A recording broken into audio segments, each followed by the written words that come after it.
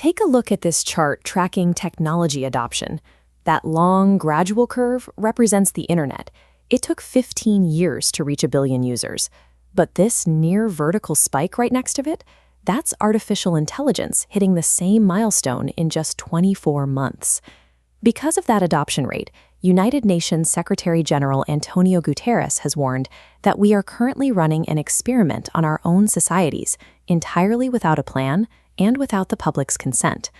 The challenge is that this technology crosses borders instantly, with zero friction, but the laws and guardrails designed to keep it safe are geographically locked, moving at the slow, deliberate pace of national parliaments.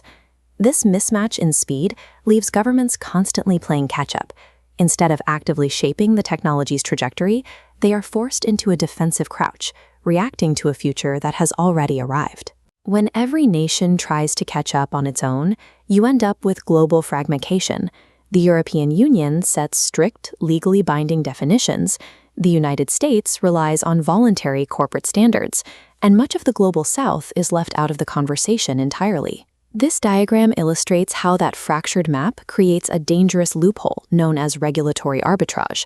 Companies can simply route their operations around heavily shielded regions, legally moving their most advanced systems into jurisdictions with the weakest oversight. For smaller nations, this disjointed approach drives up the cost of compliance and makes it nearly impossible to protect their citizens. At the same time, it leaves gaping security loopholes that cross-border threats can easily exploit. This patchwork of incompatible global rules leaves the world divided and everyone unprotected. Yoshua Bengio has spent decades building these systems. As a pioneer in the field, he points out that the industry's current race for competitive advantage is actively overriding the implementation of technical safety guardrails. This visualization shows the root cause, a staggering concentration of resources. Nearly 90% of global AI computing power is held by just 2 nations. The remaining 190-plus countries are left with a microscopic sliver, forcing them into a desperate reactive scramble to legislate in self-defense. The current chaos in global AI law is the inevitable symptom of a massive technological monopoly. Journalist Maria Ressa has spent her career reporting on what these systems do to societies. Her core thesis is stark. In the AI era, the concentration of technological capability is rapidly becoming a concentration of political power. When the algorithms that mediate our daily reality operate as black boxes, owned by a small handful of corporations, we lose access to the shared facts required to maintain public trust. Regulatory blind spots in fragmented laws act as rapid breeding grounds. AI-driven misinformation and systemic risks seep into these gaps, spreading uncontrollably across borders. Without unified global governance, the political sovereignty of nations is left highly vulnerable to algorithmic manipulation. This brings us to what policymakers call the evidence dilemma.